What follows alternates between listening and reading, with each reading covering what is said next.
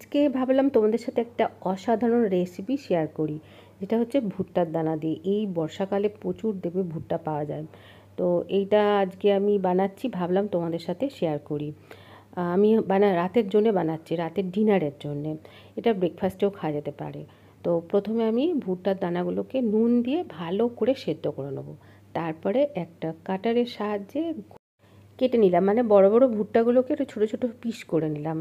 তোমাদের কাছে যদি এই মেশিনটা না থাকে, তোমরা মিক্সির মধ্যেও এই কাজটা করে নিতে পারো, তবে মিক্সিটা এমনভাবে চালাতে হবে যাতে পুরোপুরি পেস্ট না হয়ে যায়, তাহলে খেতে একটু অন্যরকম লাগবে, যে ভুট্টার যে এটা সেটা থাকবে না। তো দেখো আমি কাটারের সাহায্যে এইভাবে ঘষে নিলাম। এখন আমি এর মধ্যে কিছু জিনিস মেশাবো, যেটা অবশ্যই দিতে হবে। তো প্রথমে আমি চিজ দেবো। আমার কাছে এই রকমই চিজ ছিল, তোমরা যে কোনো চিজ ব্যবহার করতে পারো। তো আমি ছুরি দিয়ে একটু এর মধ্যে চিজ দিয়ে দিলাম।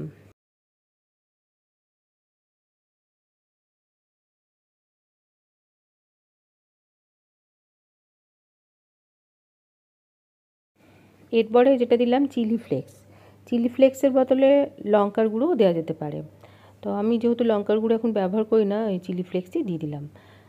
এরপরে দিয়ে দিলাম স্বাদ মতো নুন। এটা খেয়াল রাখতে হবে, ভুট্টা সেদ্ধ করার সময় কিন্তু আমরা একটু নুন দিয়ে সেদ্ধ করেছিলাম, নুনটা একটু ভেবে দিতে হবে। তারপরে দিয়ে দিলাম ধনে গুঁড়ো আর অল্প জিরে গুঁড়ো।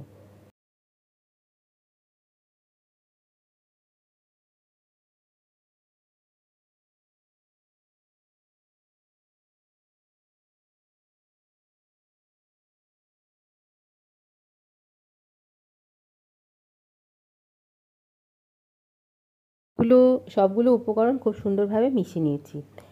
আর আমি আগে থেকে আটা মেখে একটা ভিজে কাপড় দিয়ে জড়িয়ে রেখেছিলাম, সেইটা তোমাদের সাথে দেখাইনি, শেয়ার করিনি। এখন আমি এটা আটার মধ্যে পুর দিয়ে বেলে নেব।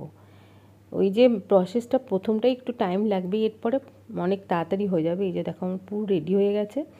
আটার বদলে তোমরা ময়দাও নিতে পারো।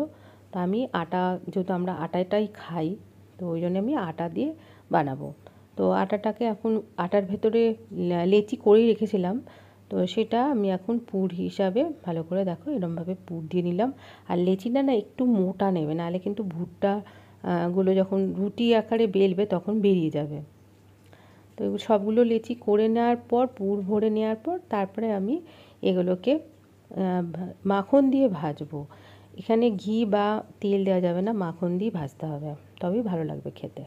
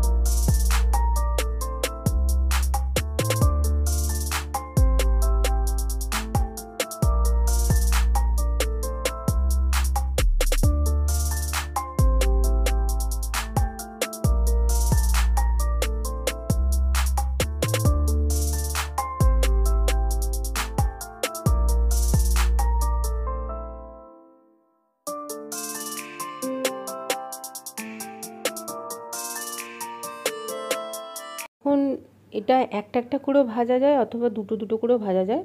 তো আমি একটা করে প্রথমে ভেজে দেখছি, যাতে পুরটা না বেরিয়ে যায় সেই দিকে খেয়াল রাখতে হবে। দেখো আমার কিন্তু একটুও পুর বেরিয়ে যায়নি। আর এটা যেহেতু একটু মোটা হবে, ওই জন্য খুন্তির সাহায্যে একটু চেপে চেপে করলে বেশি ভালো হবে, তাহলে ভেতরের জিনিসগুলো খুব সুন্দরভাবে মানে ভেজে যাবে, না হলে কাঁচা থেকে যাবে। একটু সময় নিয়ে এটা করতে হবে। এটা খেতে যা সুন্দর হয়, তোমরা যারা জানো তো জানোই, আর যারা জানো না একবার অবশ্যই এটা ট্রাই করে দেখবে। তো দেখো আমি এক এক করে ভেজে নিচ্ছি, আর সব কটাই বাটার দিয়ে ভাজছি।